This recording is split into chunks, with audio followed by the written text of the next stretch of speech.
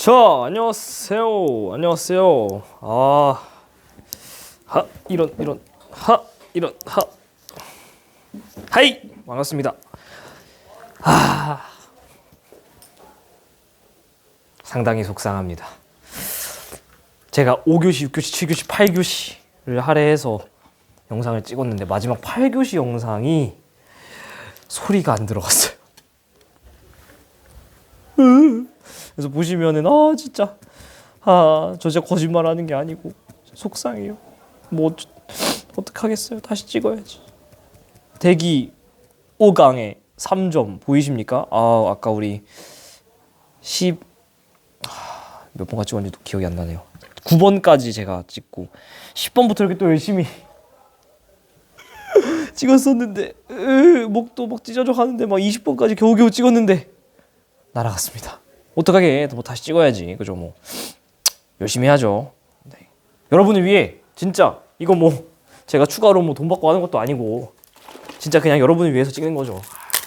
뭐 근데 어떻게 보면은 밤에 찍으니까 조금 더 시간 여유롭게 찍을 수 있고, 그리고 아까 찍으면서 사실은 마음에 안 들었어요. 왜냐면 이게 사람이 피곤하니까 티가 나더라고요. 그래서 저는 항상 영상 찍고 올린 다음에 이렇게 한 번씩 보거든요, 최대한.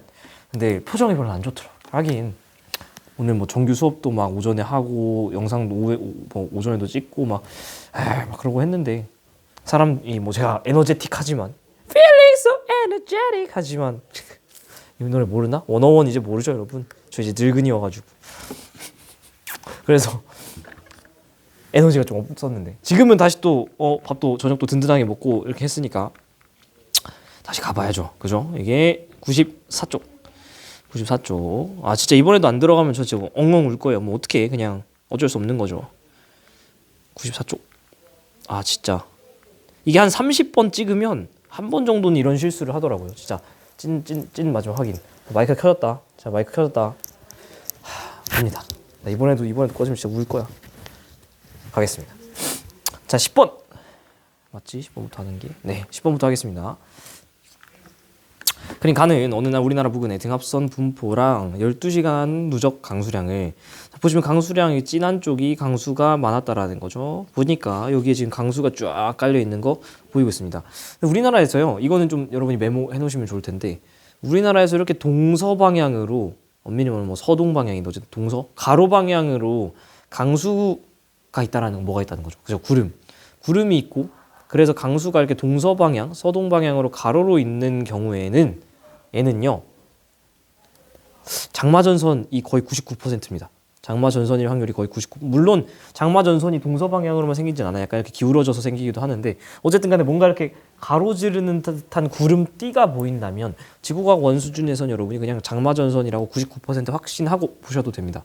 그 말은 장마전선은, 이거는 공부하셨어야죠. 언제? 계절 언제? 초여름. 그러니까 완전 더워지기 전에, 여러분 그 경험적으로 생각해 보세요.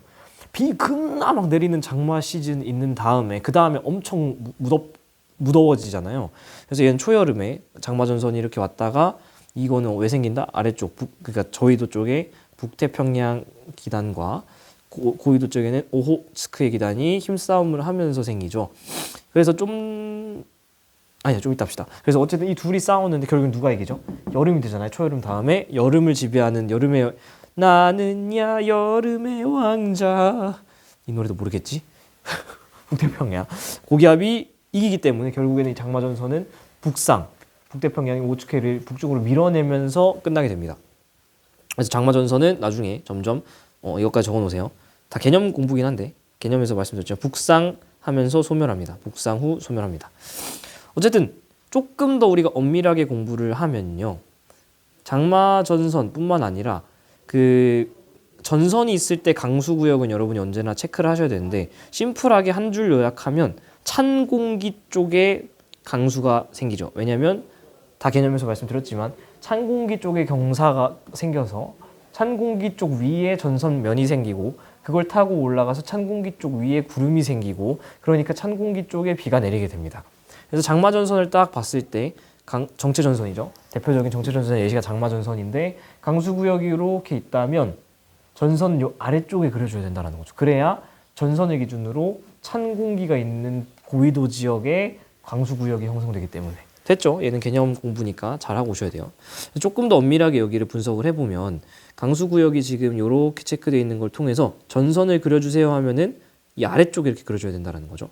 그래서 찬 공기는 저위도로 내려오려고 하고 고위도는 따뜻한 공기는 고위도로 올라가려고 하는 이런 식의 장마 전선을 그려주시면 되겠습니다.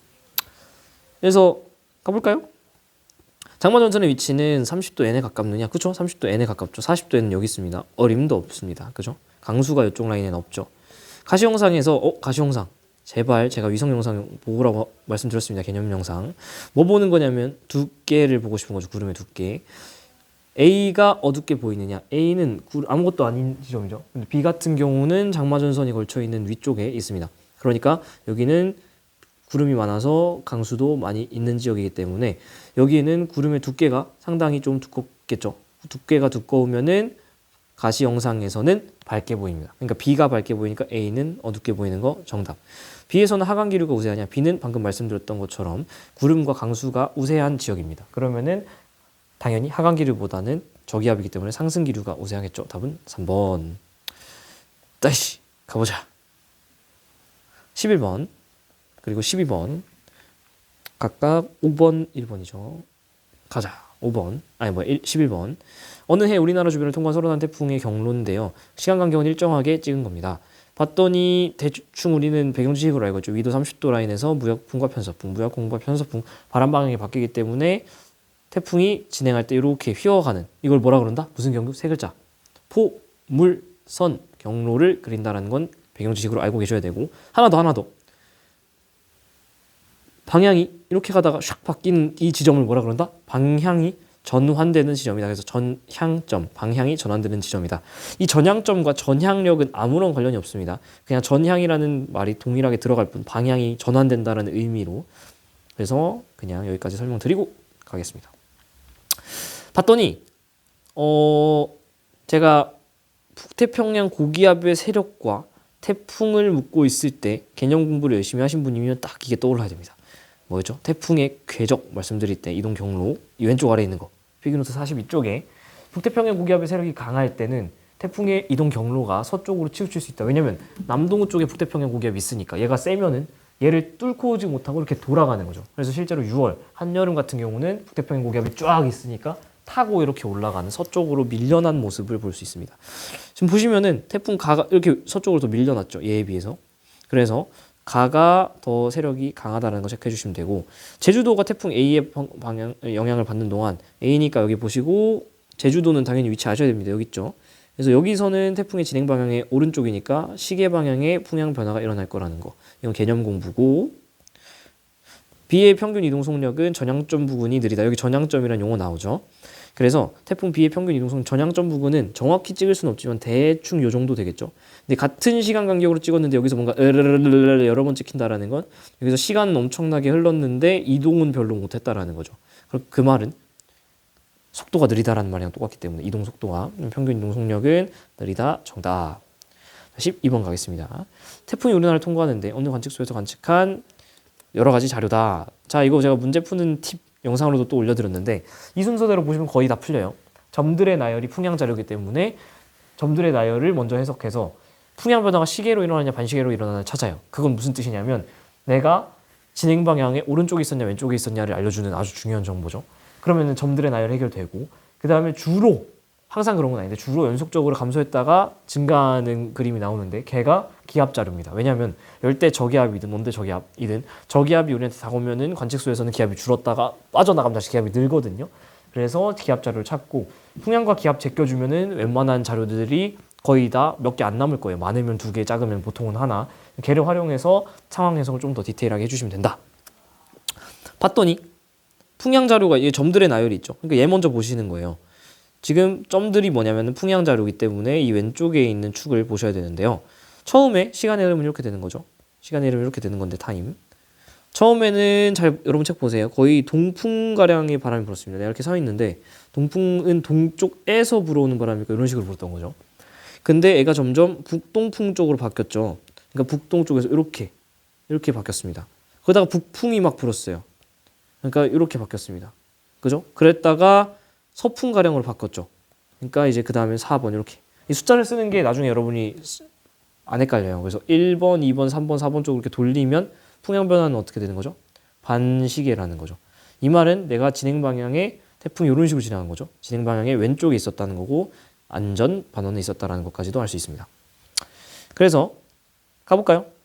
이렇게 되면 일단은 관측소의 위치를 찾았고 풍속은 그냥 데이터를 읽어주시면 되는데 우리가 앞에서 공부하고 왔지만은 태풍의 풍속이 최대인 지점은 우리가 어디죠? 눈벽. 그렇지. 눈벽 잘 기억하셔야 됩니다. 눈벽에서 풍속 최대 제가 여러 번 강조드렸습니다. 풍속 최대고 여기서 구름과 구름 많아서 강수도 많다. 그래서 아무래도 여기서 굉장히 풍속이 빠른 데에서 아무래도 태풍이 근접했다라는 것도 대충 알 수 있을 것 같습니다. 자, 풍속이 최대일 때 시간당 강수량이 최대냐? 풍속이 최대인 지점은 이때죠. 그죠? 시간당 강수량이 최대인 지점은 여기죠. 그래서 둘 다 맞아 들어갑니다. 이 관측소는 태풍 이동 경로에 아까 말씀드렸지만 왼쪽에 위치하고요. 관측도 시간당 강수량은 태풍이 통과한 후에 더 많았냐? 지금 눈벽 혹은 태풍과 가장 근접했던 시기가 이때인 걸로 봐서는 여기가 제일 최근접했던 시기라고 볼 수 있습니다. 그죠? 근데 태풍이 통과 같은 시기를 보시면 태풍 여기가 대충 그 비슷한 시기죠. 그 전에는 굉장히 강수가 많았어요. 근데 그 이후로는 사실 강수가 조금 적죠. 그래서 태풍이 통과한 후에 더 적었다. 그냥 데이터 해석해 주시면 되겠습니다. 1번. 됐죠? 자, 13번 가겠습니다. 13번, 14번 다 열심히 써놨는데 차 지워주시고 괜찮아. 전 두 번 찍어도 돼요. 목 좀 축이고 갈게요. 저는 이런 게 너무 좋아요. 제가 열심히 하면 여러분도 그런 생각 하지 않겠습니까? 야, 저 사람도 저렇게 하는데 나도 해야겠다. 그죠? 제 노력이 여러분에게 통한다는 걸 믿고 하고 있습니다. 자, 요 문장 때문에 다들 질문 좀 하시던데 이거 어렵진 않습니다. 3시간 경로고요. 시간이 이렇게 지나가면서 알고 있는 것처럼 이렇게 지나가고 있는 걸 알 수 있습니다. 그리고 뭐 숫자들의 나열 볼 때 쫄지 말고 제일 큰 숫자랑 작은 숫자 찾고 그리고 또 증감을 보시면 되는데 숫자가 이렇게 가면서 계속 증가만 하죠. 태풍의 중심기압이 증가한다라는 건 열대저기압이 더 이상 저기압이 아니게 된다라는 거니까 세력은 약화되고 있는 거죠. 풍속 볼게요. 풍속은 점점 감소하고 있습니다. 우리가 방금 말씀드렸던 것처럼 세력이 감소하고 있다는 걸 통해서 풍속이 줄어드는 것도 뭐 쉽게 이해할 수 있겠죠. 그래서 통과하는 동안에 태풍의 세력은 계속 약해졌고요. 8월 31일 12시에 보시면은 이 자료가 지금 8월 31일 15시부터밖에 없어요. 그러니까 8월 31일 12시는 이거보다 이전인 거죠.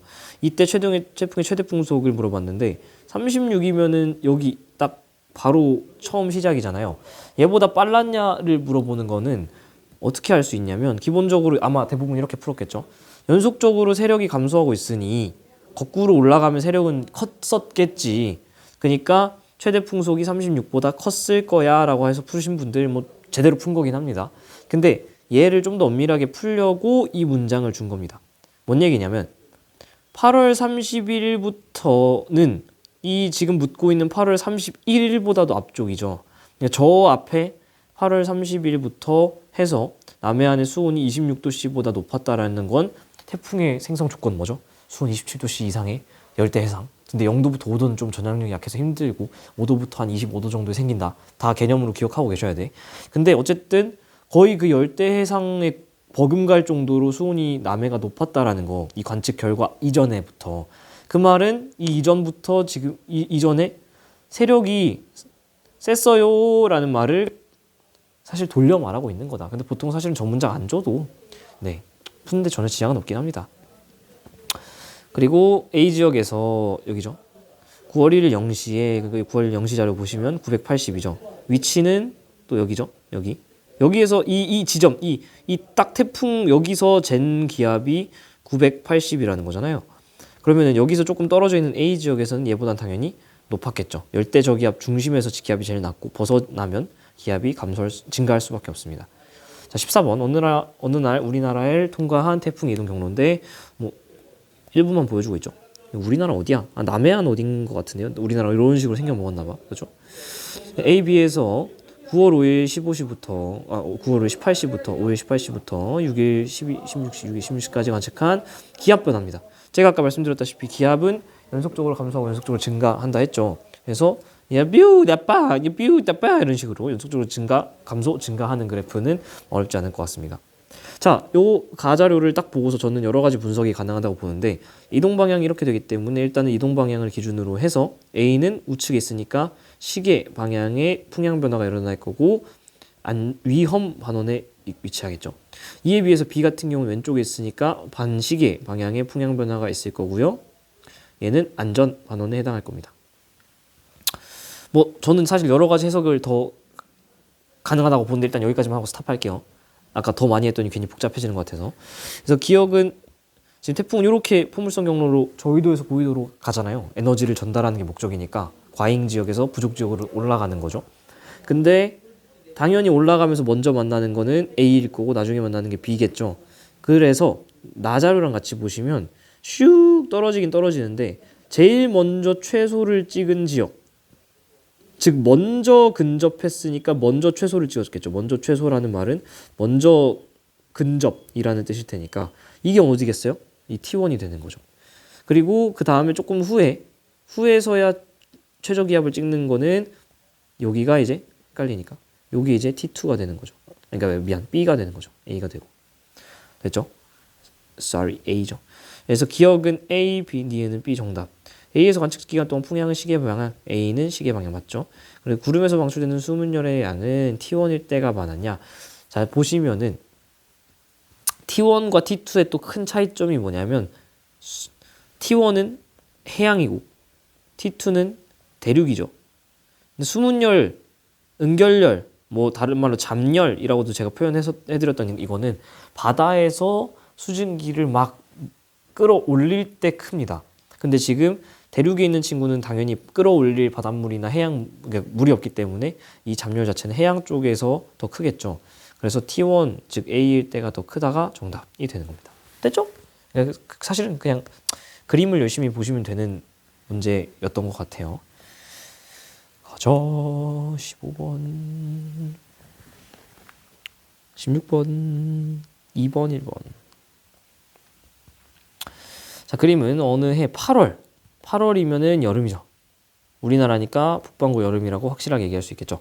어느 태풍의 위성 영상을, 사실 근데 제가 앞에서도 말씀드렸지만 이거 그림만 줘도 북반구인지 남반구인지 알 수 있다 그랬죠. 왜냐면은 일단 기본적으로 딱 보자마자 태풍이라는 거는 쉽게 알 수 있고 말려 들어가니까. 말려 들어가는 방향이 반시계라는 걸 통해서 오른손 들고 말아줘야지 방향이 맞죠. 그래서 얘는 북반구구나를 사실은 쉽게 그림만 봐도 알 수 있긴 합니다. 좀 더 여러분 책으로 보세요. 좀 잘 보이는 게 딱 요 A 왼쪽 지점쯤에 명확하게 태풍의 눈이 있는 게 보이죠. 그래서 이 친구는 저기가 중심이겠구나 알 수 있습니다. 나는 이 태풍의 영향을 받는 동안 어느 해역에서 관측한 해수면 높이인데요. 해수면 높이가 이렇게 잘 가다가 갑자기 팍 올라가죠. 급증하는 곳이 생깁니다. 기본적으로 여러분이 뭐 상식으로 알고 계시겠지만 밀물 딱 들어와서 만조, 썰물 해서 간조 이러니까 얘네가 일단 기본적으로 어떤 그 주기를 명확하게 갖고 있어요. 뭐 밀물 만조 썰물 간조 밀물 만조 썰물 간조 이렇게 해서 이 파동이 굉장히 주기가 명확하게 있거든요. 근데 평소랑 다르게 지금 미친 듯이 팍 올라가는 시기가 하나 있다라는 건 그 시기에 뭔가 추가적인 어떤 변화가 있었다라는 거잖아요. 그거를 가자료랑 같이 보면은 여기에 팍 올라간 이 급증한 시기에 열대적이 압축 태풍이 지나갔지 않을까라는 생각을 하게 되는 거죠. 그럼 이제 질문이 이렇게 되겠지? 그러면은 태풍, 즉 열대저기압이 지나가면은 해수면 높이가 높아집니까? 얘는 제가 정확한 페이지는 모르겠는데 전 문제만 사진으로 찍어놔서 여러분 그 앞쪽으로 몇 페이지 넘겨서 태풍 있는 페이지의 수능특강 개념 좀 보실래요? 그러면 거기 아래에 이렇게 돼가지고 태풍이 올라올 때 해수면 높이가 얼마나 높아지는지에 대한 글이 있어요. 그거 읽어보시면 너무 좋습니다. 근데 쉽게 말하면은 약간 디테일하게 설명 좀 드릴게요. 대륙이 이렇게 있고 바닷물이 이렇게 있잖아요. 근데 이 바닷물이 그냥 있는 게 아닙니다. 예를 들어서 공기가 없어서 대기압이 없다고 치면은 이 물들은 그냥 막 날아가겠죠, 그죠? 중력이 없는 무중력이라고 가정하면 막 이렇게 날아가겠죠. 근데 얘네가 지금 멀쩡하게 이렇게 일정한 해수면을 유지한 채로 가만히 있는 이유는 그냥 있는 게 아니라요. 여기를 누가 누르고 있기 때문이죠. 그치? 공기가 찍어 누르는 힘, 그게 대기압이라고 얘기를 하고 우리가 앞에서 배웠던 것처럼 1013.25 헥토파스칼 뭐 이 정도 되는데 지금 그 얘기를 하자는 게 아니고 어쨌든 간에 공기가 찍어 누르니까 그 물이 지금 특정한 해수면 높이를 유지한 채로 있는 거예요. 근데 예를 들어서 열대 저기압이든 온대 저기압이든 어떤 저기압이 온다면 저기압 누르고 있는데 여기 어떤 저기압이 이렇게 오잖아요. 그러면 아까 그 누르던 대기압 1기압보다 이게 센 거예요? 약한 거예요? 당연히 약한 거죠. 저기압이라는 건 덜 누른다라는 거니까 공기 기둥이. 힘이 약하다 보니까 어떤 일이 생기냐면 이 해수면에 저기압이 위치한 데에 이렇게 해수면이 올라가요. 오케이? 왜냐면 평소엔 찍어 눌러서 이렇게 있는 건데 그 지역에 저기압이 오면 덜 누른다니까? 그럼 부풀어 오르겠지 이렇게. 그죠? 그래서 실제로 그 아티클을 읽어보시면 그 글을 그 수능특강 앞쪽에 해수면 그 열대저기압 중심기압이 예를 들면 950 헥토파스칼 정도로 평소를 1000이라고 쳤을 때 한 50 정도 작으면 어떤 일이 벌어지냐면 50cm 해수면 상승을 유발한다고 써 있습니다. 그러니까 헥토파스칼당 센티미터 정도 올라간다라는 거죠. 이게 한번 줄 때마다.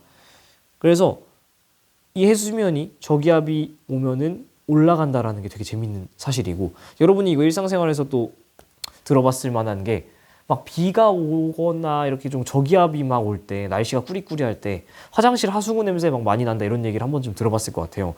그게 과학적으로 일리 있는 말, 얘랑 같은 맥락에서 일리 있는 말인 게 뭐냐면 하수구가 이렇게 있으면 그 아래 이렇게 배관이 있죠. 당연히 이 아래는 오물이 이렇게 있을 겁니다. 그럼 냄새가 이렇게 올라오려고 하는데 평소에는 대기압이 이렇게 찍어 누르고 있는 거예요. 그래서 올라올 일이 없지.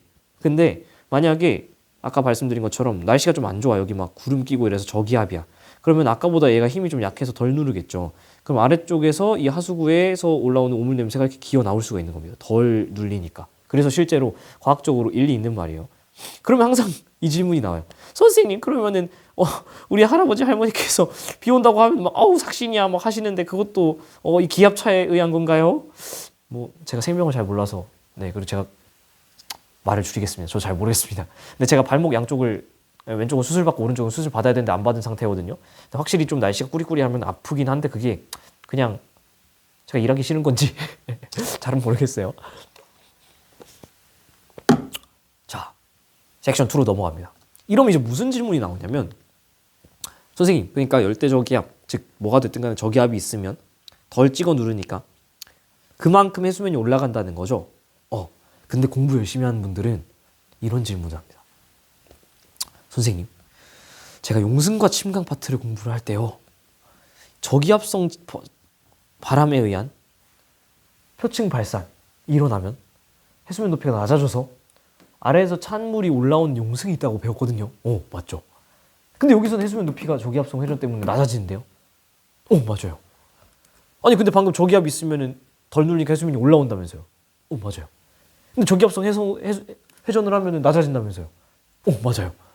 그러면은 어떻게 되는 거예요? 나도 몰라요. 얘는요 계산의 영역입니다. 뭔 얘기냐면 실제로 그 중심 저기압 중심이 몇 헥토파스칼 정도 돼서 이 해수면이 얼마나 올라오는지 실제로 그 저기압성 회전의 회전력이 얼마나 강해서 걔를 수평 방향으로 얼마나 밀어내며 그 물의 응력, 끈적끈적한 정도가 얼마라서 수평 방향으로 이만큼 밀어낼 때 수직 방향으로 얼마만큼의 해수면 높이 감소가 일어났는지를 비교해야 되는 거잖아요. 근데 그걸 여러분들한테 시킬 수 있냐라는 거지. 절대 불가능합니다.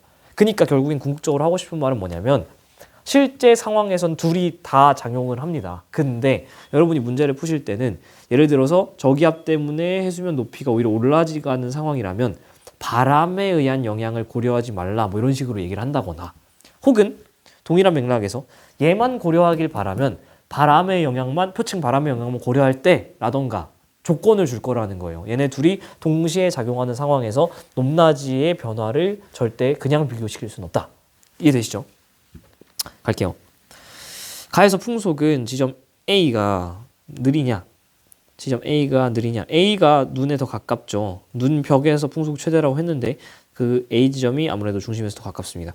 해면 기압은 T1일 때가 높냐 지금 제가 볼 때는 그래서 태풍이 지금 통과하고 있는 시기는 아무래도 T1과 T2 사이 뭐 한 요쯤 어딘가에서 태풍이 이제 통과를 하고 있는 것 같아요.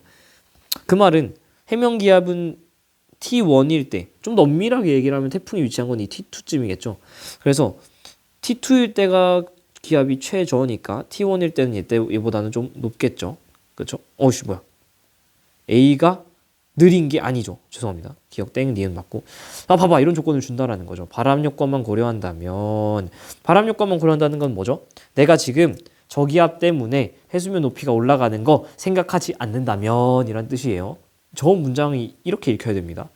그러니까 바람 효과만 고려한다면 그럼 그거 생각 안 하면 뭘 고려한다라는 거죠? 이 저기압성 회전에 의한 표층 발산 그걸로 인한 해수면 높이 감소와 수온 약층 시작 깊이 얕아지는 용승 현상을 얘기하라는 겁니다. 그러니까 저거는 말을 바꾸면 용승을 고려한다면 이란 뜻이 되는 거예요.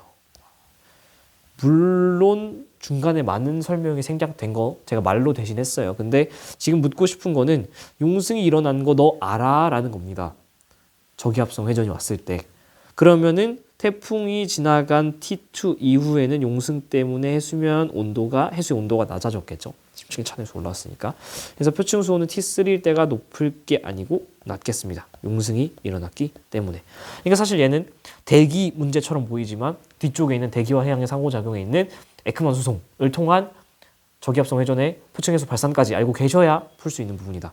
그래서 대기만 공부하신 분, 앞에서부터 순서대로 오신 분은 이거 안 풀리는 게 정상이에요. 걱정하지 마세요. 뒤에서 공부하고 오시면 풀릴 겁니다. 지금 한번 들었으니까 뒤에서 들을 때 아 맞아 이 문제 있었지 하실 수 있을 거예요. 자신감을 가지시고. 서로 다른 저기압이 우리나라 부근에 위치할 때 기상 레이더로 관측한 기상 레이더. 사실은 우리가 위성 영상에서 뭐 배웠죠? 조개 영상과 가시 영상 배웠지만은 천체 공부하신 분들이면 알 겁니다. 저 앞에 감마선부터 해서 X선, 뭐 자외선, 가시광선, 적외선, 마이크로파, 전파 이렇게 다 있잖아요. 그러니까 사실 기상 위성 영상에는 모든 파장을 다 볼 수 있습니다. 근데 우리가 교육 과정에서 땡큐하게도 가시광선이랑 적외광선 영상만 보는 거지. 그래서 위성 영상에는 되게 다양한 게 있는데 그 중에서 우리 교육 과정에 있는 추가적으로 하나 더 알고 계시면 좋은 게 기상 레이더인데요. 얘는요 강수량을 보는 겁니다. 근데 그냥 우리가 외우고 있을 필요는 없고요. 항상 이렇게 축척을 주니까 축척 해석만 할 수 있으면 됩니다. 열대저기압과 온대저기압 중 하나인데 이거 싸긋 말려있는 거 보니까 얘가 딱 봐도 열대저기압이죠.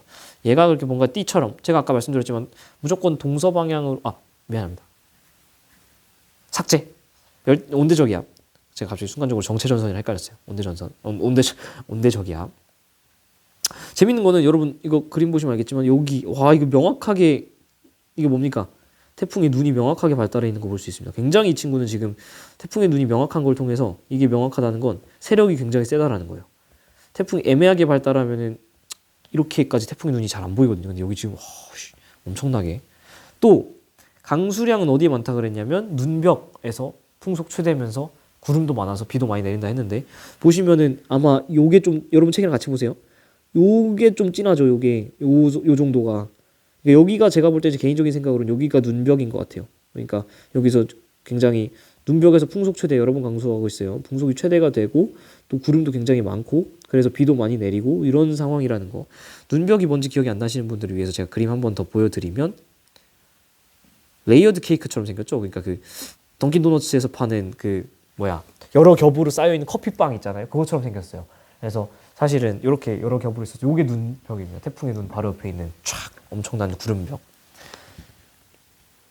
온대저기압이니까 온난전선이랑 한랭전선을 찾아줄 수 있는데 항상 찬 공기 쪽에 있어야 되니까 이렇게 되고 그림이 좀 애매한데요. 이 온난전선 어떻게 그려야 될지 좀 저도 개인적으로 잘 모르겠습니다. 근데 어쨌든 간에 문제를 풀 때라면 얘가 열대가 돼버리면 자연스럽게 둘 중에 하나니까 얘는 온대가 되는 거는 쉽게 찾을 수 있을 것 같습니다. 가는 그래서 온대저기압 맞고요. 나 같은 강수 형태는 태풍이 오는 거는 주로 여름철이 활발하고요. 가나 모두 시간량 강수량 가장 많은 곳에서 기압이 낮냐? 지금 이거에 대한 발레로서 나가 있는 거죠. 태풍의 눈이 기압이 가장 낮은 부분이잖아요. 근데 강수가 가장 많은 곳은 눈벽이잖아요. 그러니까 기압이 제일 낮은 곳은 여기인데 강수가 제일 많은 곳은 여기니까 사실은 둘이 일치하지 않습니다. 땡. 자, 좋아요. 가보자. 17번. 그림은 어느 날 하루 동안 낙뢰가 관측된 지역을 시간대별로 나타낸 것이다. 얘는 이제 악기상 파트랑 여러분이 공부를 하셔야죠. 뇌우 이쪽이랑 같이 보셔야 되는데. 낙뢰 어렵지 않습니다. 그냥 번개라 생각하면 돼요. 목 아파. 에이비야, 한 곳에 강수 현상이 있었다. 딱 봐도 어디가 강수일까요? B가 강수죠. 왜냐면 여기 막 뇌우 천둥번개가 겁나 쳤다니까. A는 뭐 한두 개 있긴 한데 거의 없잖아요. B지역에서 상승기류는 16에서 20C 하얀색 원. B지역에 하얀색 원은 거의 없어요. 오히려 12에서 16C 검은색 원이 엄청 많죠. 그러니까 강수는 12에서 16C가 더 많았던 거다. 그러니까 땡. 대기는 평균적으로 A 지역이 더 불안정하냐? A 여기가 강수 내렸다니까 B가 불안정한 거고 B 지역 소나기성 강수 그쵸? 지금 이런 낙뢰 같은 게 발달하려면 적란운 적운이랑 다른 거예요. 적란운 어지러울 란자를 쓴다 그랬고 보여드리지. 적운은 그냥 한 요 정도예요. 요 정도. 혹은 사실 이 그림이 조금 그렇다. 적운은 조금 더 두껍긴 합니다. 근데 적란운은 우와 엄청나죠. 우와 끝에 이렇게 뭔가 평평하게 퍼져 있는 듯한 모양. 특히 이런데. 왜 그러냐면 상승기류가 쫙 우주까지 가는 게 아니에요. 대륙권 계면 정도 되면은 성층권 그 위로는 밀도 차이 때문에 못 가고 이렇게 퍼지게 됩니다. 오케이. 그래서 답은 2번. 13번 가겠습니다. 우리나라 일부 지역에서 기상 레이더 뭐 보는 거냐면 강수 보는 거. 그래서 여기 강수량 써 있죠. 시간대별 강수량인데요. A 지역에서 관측한 걸 보고 있습니다. A가 어디냐면 여기 있어요. 시간이 이렇게 흘러가는데 A가 처음엔 좀 하였다가 회색됐다가 진해졌죠. 그러니까 강수가 점점 늘고 있는 걸 알 수 있습니다. 그래서 강한 비구름대가 접근하고 있는 건 맞는데 북서쪽에서 오느냐 이거 진한 쪽을 한번 색칠해 보시면 얘가 점점 왼쪽 위에서 오른쪽 아래 즉 북서쪽부터 남동쪽으로 밀고 오는 거는 쉽게 찾으실 수 있을 것 같아요. 정답. 집중호우가 발생할 가능성은 나일 때가 높냐 다일 때보다 당연히 다일 때가 훨씬 진하니까 높죠. 가나다 중 상승기류가 가장 강한 시기는 다이다. 여기서 여러분 미안 나일 때가 높은 게 아니죠. 다일 때가 높지. 여기서 여러분 복습 하나 시켜드리려고 설레 가지고 내가 실수했어. 설레 가지고. 자, 집중호우 기준 기억하고 계십니까? 1시간당 30mm 이상. 하루에 80mm 이상. 까먹었지? 오랜만에 적어놓으셔. 빨리. 손 놀면 안 돼. 손 놀면 안 돼. 하루에 얼마? 미안. 1시간에 얼마? 1시간에 30mm. 그러니까 1시간 동안 3cm 정도보다 많이 쌓이면 집중호우라고 한다요. 그리고 하루 동안은 80mm. 하루 동안 8cm 정도 쌓이면 그게 집중호우. 1시간에 3cm 그 이상. 하루에 8cm 그 이상. 집중호우라고 볼 수 있어요. 됐죠? 두 문제 남았다. 이정용의 고된 하루가 끝나가고 있습니다. 19번 3번과 5번 집이 멀어서 무서워요. 항상 제가 저기 강북구에 있는데 집은 관악이거든요. 가는데 거의 한 1시간 10분 20분 걸려요. 그러니까 가는 것까지도 괜찮아. 근데 가서 눈 감았다가 뜨면 또 1시간 20분 걸려서 와야 되는 게 항상 어질어질해요. 근데 저는 부모님이랑 같이 살거든요. 근데 제가 부지런하면 얻을 게 많더라고요. 예를 들면 뭐 월세라든가 밥값이라든가. 그래서 제가 뭐 부모님한테 항상 생활비 겸 용돈을 드리는데, 네. 그리고 솔직히 막말로 여러분 그 30 정도 되면 보통 나가 살잖아요. 보통 대학교를 좀 멀리 가시는 분이면 뭐 20살부터 나가 살기도 하고 어머님 아버님이랑 혹은 가족이랑 그 보낼 시간이 인생에서 그렇게 많지 않아요. 그래서 저는 그냥 뭐 제가 한 30살 정도 되면은 그 전엔 나갈 수도 있고 뭐 모르겠어요. 이 전후로 나가지 않을까. 그러면은 제가 지금 한 25, 26 먹었으니까 기껏해야 한 3, 4년 더 지내고 나면 이제 각자 가정 꾸리고 뭐 이럴 텐데 그 전에 뭔가 좀 추억도 많이 쌓고 분명히 제가 약간 상상하면 벌써 좀 슬픈데 부모님이 막 돌아가실 때가 되고 나면 제가 뭔가 되게 힘든 상황이 놓여서 그러면 안 되지만 제가 막 먼저 죽을 수도 있잖아요. 아니면 막 부모님 먼저 이렇게 잘 가시고 제가 나이 들어서 이제 부모님 나이 때 딱 죽을 때가 되면 이 시간을 되게 그리워할 것 같아요. 그때 내가 오며 가며 1시간 20분씩 힘들었지만 몸은 근데 이때 그래도 부모님이랑 시간을 내가 이 3, 4년이라도 더 보낸 게 참 잘했다.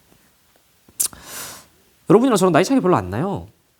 지금은 많이 난다 생각하지만 나중에 돌이켜보면은 창현쌤 진짜 나이 차이 별로 안 났고 그 쌤은 이 나이 때 지금 그 꼬맹이들 우리를 가르쳤구나 막 이런 얘기를 할 텐데 그런 날이 곧 올 겁니다.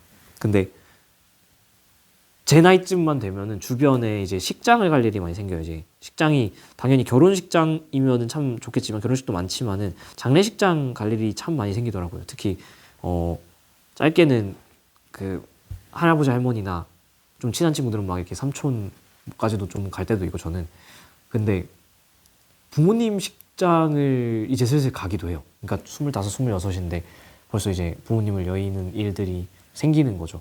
그럴 때마다 그 여러분도 좀 생각을 미리미리 해보시면 좋을 것 같아요. 지금 막 되게 수험생활이라 벅차서 부모님께 가끔 좀 이렇게 말도 틱틱하고 이럴 수도 있는데 그게 되게 나중에 죄송스럽더라고요. 저라고 뭐 안 그랬던 적이 없죠. 근데 저는 이 보존의 법칙 이걸 믿거든요.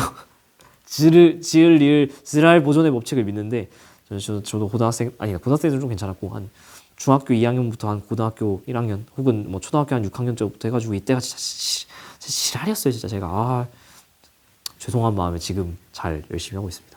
2문제 남았고 그리고 또 뭐 그렇게 빡센 문제도 아니고 그래서 여러분들한테 약간 해주고 싶은 말을 조금 이번 기회를 빌려서 하고 있습니다.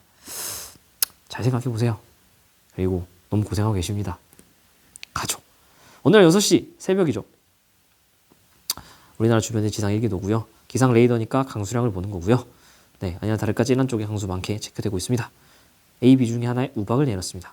우박은 여러분 복습 한번 제가 스크린 띄워드릴 테니까 잠깐 스탑해놓고 보세요. 뭐 여러 가지 이 메커니즘 다 설명 들었었습니다. 그래서 강수구역은 잘 체크해 주실 겁니다. 한랭전선의 후면과 온난전선의 전면. 근데 여기랑 이제 가그림이랑 나그림을 같이 보시면 지금 여기에 있는 요 그림이 같이 보면은 한랭전선이 이렇게 있어서 찬 공기 쪽에 지금 다 강수가 있는 거 보이죠? 여기에는 이렇게 이제 그려주면 되죠, 전선을. 그래서 강수구역을 똑같은 색깔로 하면 이런 식으로. 네, 그래서 우박이 내린 지점은 A다. 왜냐하면은 B는 강수가 없어요. 구름도 없고 강수도 없고. 근데 A 같은 경우는 한랭전선의 후면이니까 정란운에 소나기성 비가 막 내리겠죠. 좁은 구역 정란운 소나기성 비. 그래서 A다 정답. 나에서 시간당 강수량은 한랭전선 주변이 많다. 그렇죠? 온난전선 쪽은 강수량이 딱히 안 보이네요. 그래서 정답. 생성부터 소멸까지 걸리는 시간은 우박이 더 짧습니다. 우박 온대저기압은 훨씬 더 큰 규모죠. 사실 저거는 제가 이거 혹시 몰라서 넣어놓은 G2 내용인데 계속 등장을 하네요. 시간 규모, 공간 규모라는 용어라든가 시간 규모는 등장 안 하는데 공간 규모라는 용어라든가 규모라는 얘기. 근데 사실 생성에서 소멸까지 걸리는 시간 이거를 참 치사한 건데 이 말을 G2식으로 바꾸면요. 얘가 시간 규모랑 같은 말이에요. 저 대기 현상이, 기상 현상이 태어나서부터 죽을 때까지 걸리는 시간을 우리가 시간 규모라고 G2에서 배우거든요. 근데 이게 어려운 내용이 아니에요. 시간 규모가 Y축 그리고 공간 규모가 X축인데 보시면 알겠지만은 그 사이즈가 큰 기상 현상이 오래 지속돼요 라는 뜻이에요. 뭐 어려운 거 하나도 없죠. 근데 생각을 해보세요. 그러니까 내우랑 온대저기압 중에서 우박과 온대저기압 중에서 누가 더 사이즈가 크죠? 공간적인 사이즈가. 온대저기압이 당연히 크죠. 그러니까 얘가 더 오래 걸린다. 시간 규모랑 공간 규모는 비례한다. 이 정도는 메모를 하셔도 이 올해 지원에서는 좀 쓸만할 것 같습니다. 됐죠? 어렵지 않습니다. 그냥 쉽게 말하면 큰 녀석이 오래 생존한다. 그래서 아까 그 그래프 보여드리면 뇌우는 여기 있는 친구. 온대 저기압은 저기압에 불려야 되니까 확실히 저기압이 뇌우에 비해서 시간 공간 규모랑 시간 규모가 다 크죠. 이런 거는 G2를 하신 분들이면 더 편하게 사실은 해석할 수 있습니다. 20번 황사죠. 황사는 편서풍 타고 이렇게 우리나라한테 오는데 자세한 메커니즘은 조금 신기하다고 했습니다. 이것도 한번 상층 편서풍 타고 이동해서 뭐 이렇게 잠깐 뒤처지고 뭐 이런 얘기 했던 거 기억날 겁니다. 그래서 한번 읽어보시고 미세먼지에 대한 기본적인 개념 우리 상식으로 알고 계시면 나쁠 거 없습니다. 상식으로 우리가 이 정도는 알고 있으면 좋아요. 제일 많이 일어나는 계절은 봄, 그리고 제일 적게 일어나는 건 여름. 아까 그 슬라이드에 다 써 있습니다. 봄, 여름. 겨울, 가을 순은 솔직히 알 필요가 있나 싶은데 봄이 제일 많고 많이 생기고 여름이 제일 적게 생긴다. 여름이 왜 제일 적게 생기냐면 복습하라 해놓고 다 설명하고 있어. 북태평양 고기압이 이 남동 쪽에 위치하고 있어서 황사가 못 들어와요. 아까 그 태풍의 이동 경로처럼. 그리고 애초에 막 축축하니까 강수 때문에 흙먼지가 잘 안 날린다라는 거. 아까 저녁 시간에 그 동료 쌤들이랑 그 저녁 식사를 하면서 들은 얘기인데 이 몽골의 미세먼지가 엄청난데 여기 사막이 엄청 많으니까 딱 황사 얘기를 했었거든요. 근데 여기가 우리가 요즘 막 미세먼지 심하면 막 지수가 얼마 전에 진짜 시뻘건색일 때 400 막 이래가지고 뭐라고 400 막 이러고서 제가 막 말도 안 돼 어떻게 이렇게 올라가 막 이랬는데 이 몽골은 막 1000씩 올라간대요. 저도 뭐 제가 가보지 않아가지고 데이터를 보진 않아서 아직 확신을 못 하는데 1000씩 올라간대. 그래서 야 저기는 황사를 달고 사는구나. 그래서 힘드실 것 같아요. 항상 마스크 쓰고 다녀야겠죠. 아니나 다를까 3월, 4월, 5월 이 봄 시즌에 황사가 많이 생긴다는 걸 알 수 있고요. 왜 그런 일이 생기냐면 여러 가지 이유가 있겠지만은 가장 대표적으로 이 발원지의 상대 습도가 낮다. 상대 습도가 낮다는 건 건조하다는 거죠. 습도가 낮으니까. 그러니까 발원지, 몽골이나 뭐 황토 고원이나 이런 데가 건조하니까 막 방방방방 떠 애들이. 근데 그걸 타고서 우리한테 도달하기 아주 좋은 거죠. 봄철 맞고요. 상대 습도 가장 낮을 때, 즉 건조할 때 우리나라 일수가 가장 많고요. 먼지 폭풍 발생이 많이 생기면 당연히 증가하겠죠. 그래서 답은 5번. 아따. 그래서 저는 2번 찍었지만 여러분이 좋았다면 저는 행복합니다. 이번에도 소리 꺼졌으면 미안한데 그냥 퇴근하고 다음에 찍겠습니다. 고생하셨고요. 잘하고 계십니다, 여러분. 부모님께 잘하시고 있을 때 잘해. 후회하지 말고 그거죠. 고생하셨습니다. 빠이빠이. 뿅.